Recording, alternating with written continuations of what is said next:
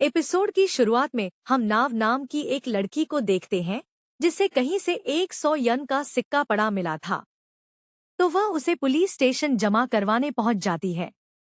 Police वाले भी यह देख हैरान थे कि आजकल इतना ईमानदार कौन होता है जो रास्ते में मिला सिक्का भी अपने पास ना रखे। यह लड़की तो ईमानदार मूर्ख है। नाव को लोग हमेशा ही ईमानदार मूर्ख कह के बुलाते हैं, लेकिन इससे नाव को कोई फर्क नहीं पड़ता। उसके फादर ने उसका नाम नाव रखा था, जिसका मतलब ही ईमानदार होता है।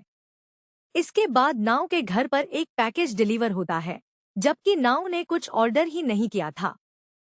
पैकेज में नाव को एक ब्लैक एनवेलप मिलता है जिस पर लिखा था कि लाखों लोगों में से नाव को चुना गया है लायर गेम में पार्टिसिपेट करने के लिए। नाव के सामने एक बॉक्स भी था। जब नाव उसे ओपन करती है तो उसके होश उड़ जाते हैं, क्योंकि वो बॉक्स पैसों से भरा हुआ था। उसके अंदर टोटल 100 मिलियन यन थे, यानी कि करीब 5 करोड़ रुपए। बॉक्स में एक टेबलेट भी था जिसमें से आवाज आती है कि अगर आप यह मैसेज सुन रही हैं, मतलब आप लायर गेम की ऑफिशियल प्लेयर बन चुकी हैं। यह 100 मिलियन पैसे आपको गेम का पहला राउंड खेलने के लिए दिए गए हैं। नाव को पता भी नहीं था कि लायर गेम आखिर है क्या। खैर, गेम के रूल सिंपल थे। नाव की तरह उसके ओपोनेंट को भी 100 मिलियन गेम मनी दिया जाएगा। नाव को कुछ भी करके वह 100 मिलियन उससे लेने हैं। यह पैसे चुराने के लिए वह कुछ भी कर सकते हैं और उसे क्राइम नहीं माना जाएगा। नाव को जैसे ही उसके अपोनेंट के बारे में बताया जाएगा, गेम शुरू हो जाएगा और यह गेम अगले 30 दिन तक चलेगा। 30 दिन के आखिर में इन दोनों में से जिसके पास भी ज्यादा पैसे होंगे वह जीत जाएगा।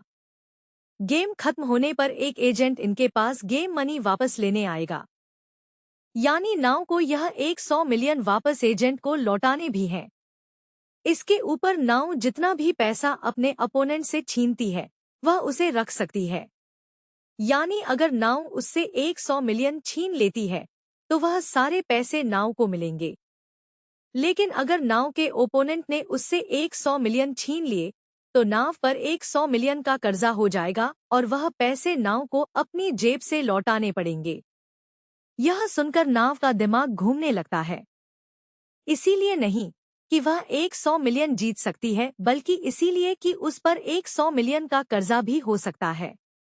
उसे समझ नहीं आता कि वह इस बारे में किसे बताएं। परिवार के नाम पर नाव के पास सिर्फ एक फादर थे, लेकिन उन्हें कैंसर हो गया था। उनके पास ज्यादा समय नहीं बचा है और नाव चाहती थी कि उसके पिता अपना अंतिम समय शांति और बिना किसी टेंशन के गुजारे। इसीलिए वह उन्हें लायर गेम के बारे में कुछ नहीं बताती। इसके बाद वह एक वकील से सलाह लेने जाती है, लेकिन वह भी उसकी कोई मदद करने से मना कर देता है। उसका कहना था कि नाव का अभी तक कुछ नुकसान नहीं हुआ है, उसे तो उल्टा पैसे मिले हैं। नाव अब सोचती है कि उसे पुलिस के पास जाना चाहिए। यह सुन वकील कहता है कि अगर तुम पुलिस के पास गई तो वह लोग 100 मिलियन जमा कर लेंगे, और फिर जब एजेंट तुमसे पैसे वापस मांगने आएगा तब तुम उन्हें क्या दोगी। शायद यह गेम वाले यही चाहते हैं कि तुम पैसे पुलिस को जमा कर दो और तुम पर 100 मिलियन का कर्जा हो जाए, और गेम वाले पुलिस के पास जाकर अपने पैसे भी ले लेंगे, क्योंकि पैसों के असली मालिक तो वही हैं। नाव बोलती है कि यह तो स्कैम है, अब मुझे किससे बात करनी चाहिए। वकील कहता है कि धोखाधड़ी के बारे में किसी कॉन आर्टिस्ट से ज्यादा कोई नहीं जानता, तो उसे किसी ठग से बात करनी चाहिए। नाव का टाइम पूरा हो जाता है। वकील से और बात करने के लिए उसे पैसे देने पड़ेंगे। अब नाव को रात में नींद नहीं आती। वह यही सोचती रहती है कि यह लायर गेम क्या है और उसे क्यों चुना गया। अगली सुबह नाव को एक और लिफाफा मिलता है जिसमें लिखा था कि उसका अपोनेंट चुन लिया गया है और उसका नाम है फुजिसावा। नाव इस आदमी को जानती है क्योंकि यह उसका टीचर रह चुका था और काफी अच्छा इंसान था। नाव को लगता है कि यह उसकी मदद करेगा। नाव अब उससे मिलने जाती है। फुजिसावा कहता है कि उसे नहीं लगता कि यह कोई असली गेम है जिसमें कोई पैसे जीतता होगा। वह समझाता है कि अगर दोनों एक दूसरे पर शक करेंगे तो दोनों ही कर्ज में डूब जाएंगे। नाओ सहमत हो जाती है। फुजिसावा कहता है कि हमें अपना पैसा सुरक्षित जगह रखना चाहिए।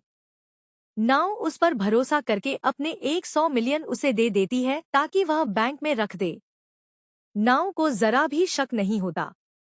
अगले दिन नाओ को एक लेटर मिलता है जिसमें लिखा होता है कि फुजिसावा के पास 100 मिलियन एक्स्ट्रा है और नाओ 100 मिलियन के कर्ज में है। नाओ उसे कॉल करती है, लेकिन वह उसे ही समझा देता है।